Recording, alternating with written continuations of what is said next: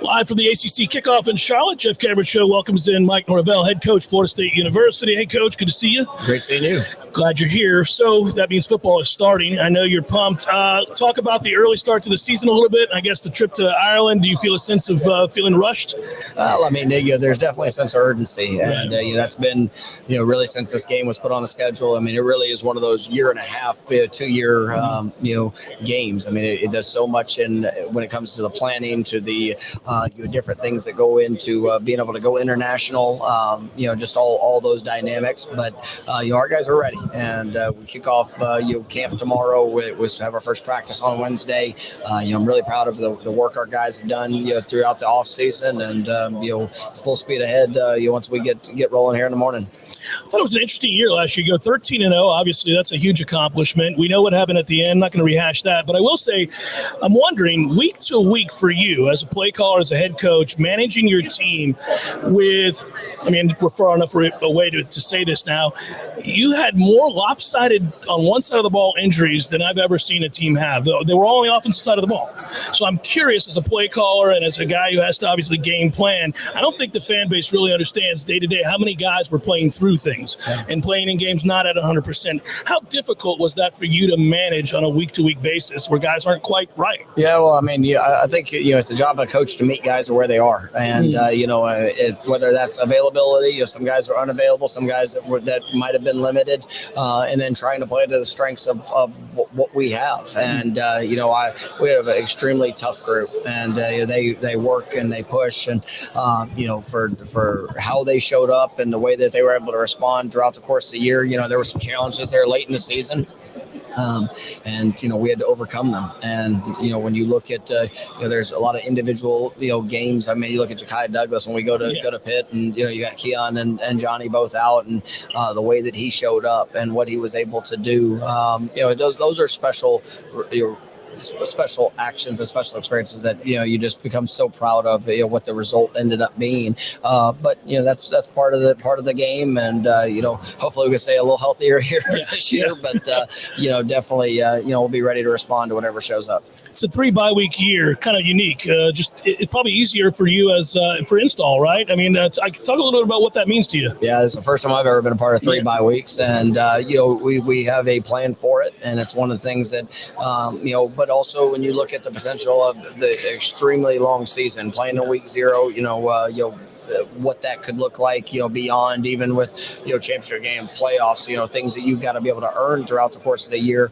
But, also, the way it times up, being able to hopefully keep guys fresh. If there is something that goes down, to be able to hopefully get them back. And so, it's bye weeks are unique in themselves, because whether you're playing really good or maybe if you need a reset in a moment, it's how you utilize those, and so we're gonna have to work through them as they show up. Of all the new rules that are affecting college football, you've been asked about this a ton of times. I won't go through all of them. Most of our audience is smart enough; they know what they are. What's your favorite? What's the one that you think is going to help you the most? That could be assistant coaches. Help. I like the fact that the assistants are able to coach, and we got a great support staff and guys that have been a part of the program, guys that have turned down on the field coaching jobs in past years to be a part of what we're doing and the impact that they could make, even though it wasn't directly player to player, and now that they have the opportunity to coach, I think it will be allow us to get very specific in some of our teaching, and even guys that might get more one-on-one attention throughout the course of a practice that is going to be really, really impactful. So I think that'll be a wonderful benefit for our program. And then it'll be interesting to see how some of those other rules, going around the 2-minute warning. That is going to be a huge change when it comes to clock management, when it comes to balancing the end of a game, and for guys having confidence in that moment and understanding the rules, and that's been a big part of our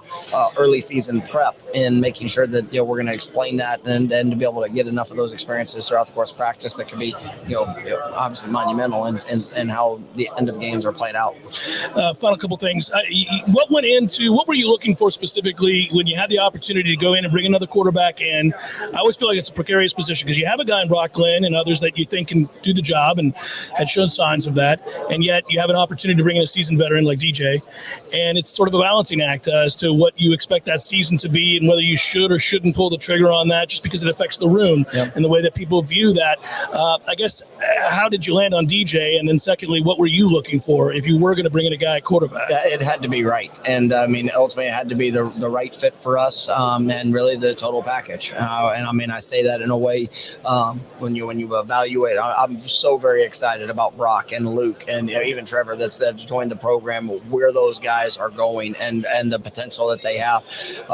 But to bring somebody in, it has to be right. And I think DJ really checked all of those boxes for us. The talent, the ability, the growth that I've seen from him. He's started 40 games in major college football, but he's had the ups and downs. And I mean, I think everybody looked at our quarterback position.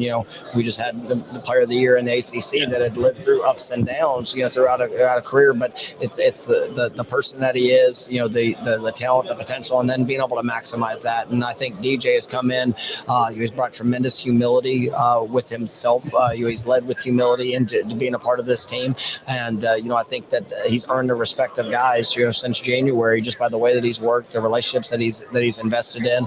And, I mean, I think everybody's going to be really excited when they see the potential that they fulfilled out there on the field. Mike, it's always a pleasure. I'll see you out there next week. I appreciate you. Take care, safe travels. Thanks. Mike Norvell, head coach, Florida State. Jeff Cabershow comes back in a moment here from Charlotte and the ACC kickoff.